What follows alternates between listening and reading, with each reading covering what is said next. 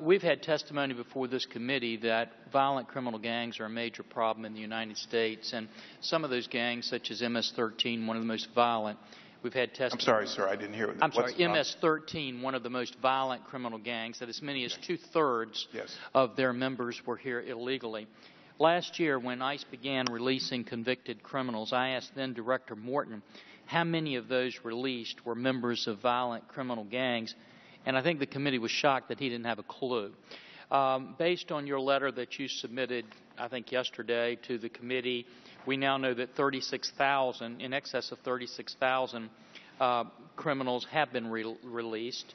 And the question I would have for you today is, of the 36,000 released, do you have any clue how many were members of violent criminal gangs? That, if you're referring to the letter I think you're referring to, it's a letter signed by the Deputy Secretary yesterday. And I believe that there is an attachment to the letter that has a numerical breakdown by category of the criminal convictions, and it may include... But none of them, it says nothing about whether they're members of violent criminal gangs. So my question is, one, do you know of any records that you have of how many of those members released were members of violent criminal gangs? If we have it, I will be happy to... You don't know of any today?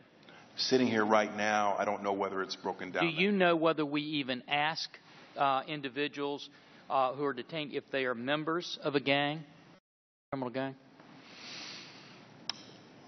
I suspect we do in the immigration enforcement process, but I would suggest you have no record of that, and if you do, if you would correct me on that. The third question is, isn't it true that individuals can receive asylum or withholding of removal if they simply claim that they've renounced their membership in a gang? I'm not sure about that, sir. And then let me ask you this. I know the asylum process. I'm not Let me ask you this question. Did you conduct a town hall meeting at DHS office in Fairfax, Virginia on April 23rd, 2014 with ICE agents and officers present? Yes, sir, I did.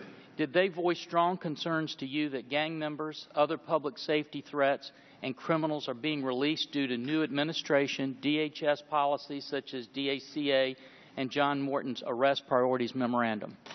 We talked about a lot of things. Did they express concern about what I just outlined to you? I recall discussions about pay. I recall that's not my question. And you know I've only got a certain amount of time, Mr. Johnson. Did they or did they not express strong concerns to you that gang members and public safety threats and criminals were being released based upon the administration's policies? I don't recall that statement. Let me suggest that they did. But I'm not doubting they did if somebody says they did. The following question is this. Did these officers and agents tell you that the administration policies have tied their hands, preventing them from keeping many dangerous criminals off the streets, and that in their opinion, as boots-on-the-ground officers in the field, the new policies are a failure? I don't recall it that way. I do recall a recognition that we should be going after the worst of the worst in our enforcement priorities. So you have no recollection that these agents expressed these concerns to you? That's not what I said. Do you have a recollection of that? I recall a general discussion about our enforcement priorities, and I recall that we all agreed.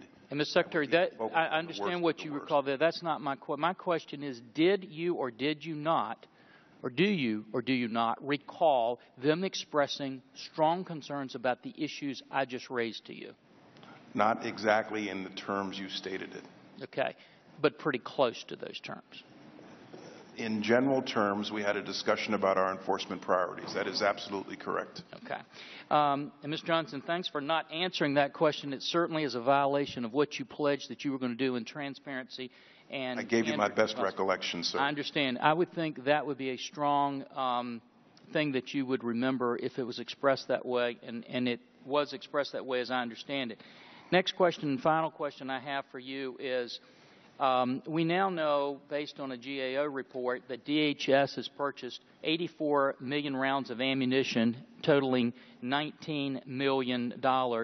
Can you tell us and give us a report back as to what that ammunition is used for and what caliber bullets are being used for? sitting here right now, I can't give you that information, but I'd be happy to provide that to you. And just for the record, the information I gave came from the ICE union, who was present at that particular hearing with you, and they stated that that's what they expressed in there. And with that, Mr. Chairman, I yield back.